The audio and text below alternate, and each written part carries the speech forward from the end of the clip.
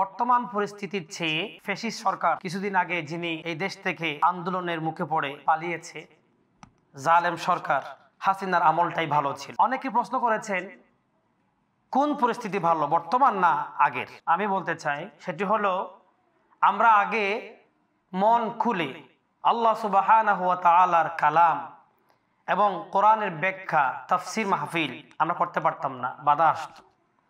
এমনকি মসজিদে হক কথা বলেছে, বাধা আসছে, মাহফিলে বাধা আসছে। এরপরে দ্রব্যমূল্যের দাম দিন দিন বেড়ে গিয়েছে। রাসূল করিম সাল্লাল্লাহু আলাইহি ওয়াসাল্লামকে ব্যঙ্গচিত্র করেছে, আন্দোলন করতে গিয়ে আন্দোলনকারীদেরকেই নির্যাতন জুলুম করেছে। যারা রসুলকে নিয়ে কটূক্তি করেছে তাদেরকে সহযোগিতা করেছে, তাদেরকে নিরাপদে রেখেছে। এরপরে সত্য কথা অন্যায়ের প্রতিবাদ যারা করছে অনেকভাবে খুন করেছে, আলেমদেরকে ফাঁসি দিয়েছে। এরপরে আয়নাগড় নামক ঘরে নিয়ে গিয়ে নির্যাতন জুলুম করেছে, বিভিন্ন সময় হেনস্থা করেছে। মুসলমানদের বা নাগরিকদের নৈতিক যে অধিকার, সেই অধিকারের কথা বলতে দেই নাই। এমনকি গাড়ি চলন্ত অবস্থায় মা বোনদের ইজ্জত লুণ্ঠন করেছে।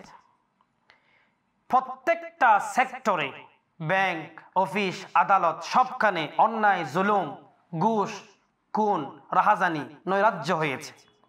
প্রকাশ্যে জেনা, ব্যভিচার হয়েছে।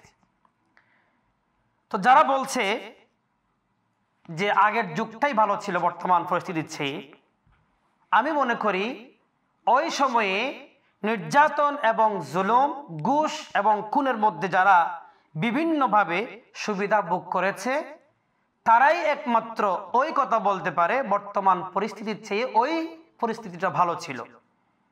যারা অন্যায়ের শিকার হয়েছে, জুলুমের শিকার হয়েছে, তারা কখনো এ কথা বলতে পারে না।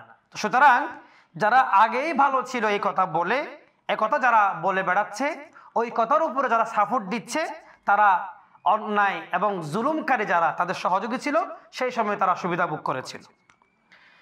রাসূল করিম সাল্লাল্লাহু আলাইহি ওয়াসাল্লাম হযরত মুআজ ইবনে জাবাল রাদিয়াল্লাহু তাআলা আনহুকে যখন ইয়েমেনের গভর্নর হিসেবে পাঠিয়েছিলেন, তখন একটা কথা বলেছিলেন, আন্নান নবী সাল্লাল্লাহু আলাইহি ওয়াসাল্লাম বাআসা মুআযান ইলাল ইয়ামান ফাকালা ইত্তাকি দাওয়াতাল মাজলুম ফাইন্নাহা লাইসা বাইনাহা ওয়া বাইনাল্লাহি হিজাব।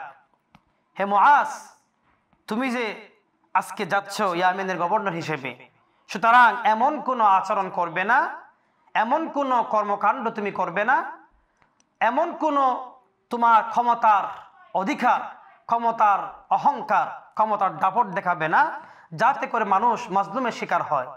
আর মাজলুম ব্যক্তি যখন আল্লাহ রাব্বুল আলামিনের দরবারে দোয়া করে, মাজলুমের দোয়া এবং আল্লাহর মধ্যে কোনো ধরনের পর্দা থাকে না, পর্দাবিহীন আল্লাহর দরবারে মাজলুমের দোয়া কবুল হয়ে যায়।